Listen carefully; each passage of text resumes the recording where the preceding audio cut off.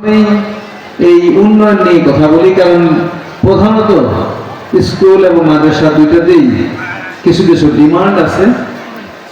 Actually এই ডিমান্ডগুলো আমরা জানি আমাদের বর্তমানে এই বিগঞ্জ কাহারোল শুধু নয়, সারা বাংলাদেশে আমাদের প্রাইমারি স্কুল এবং হাই স্কুল মাদ্রাসাগুলোর যে অবকাঠামো সেটা আসলে ইন্টারন্যাশনাল স্ট্যান্ডার্ড অনুযায়ী নয়।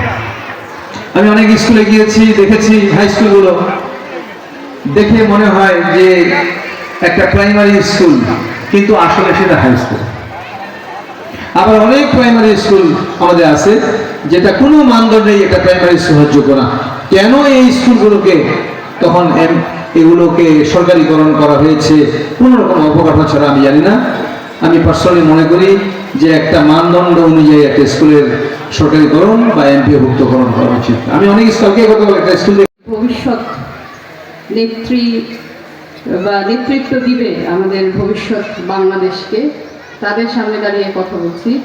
ইশতেহারে উনি বলেছেন যে বীরগঞ্জকে মাদক মুক্ত করবেন এবং তার কার্যক্রমের সাথে আমিও একটা পার্ট, এবং আমি জানি যে অবস্থায় আছে।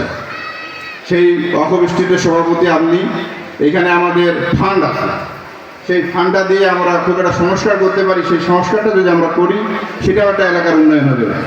অনুভব করার পরে তিনি এই এলাকাবাসীর যে সমস্যাগুলি আমাদের ছাত্রছাত্রী নেতৃবৃন্দ সকল বেজে উঠেছে অবহানির সুর এবং হাই স্কুল শিক্ষক প্রায় অনেক আপনাকে আমাদের এটাই আমাদের প্রথমে ভিতরে পঞ্চম শ্রেণীতে আসন দেওয়া আছে, চেয়ার দেওয়া আছে।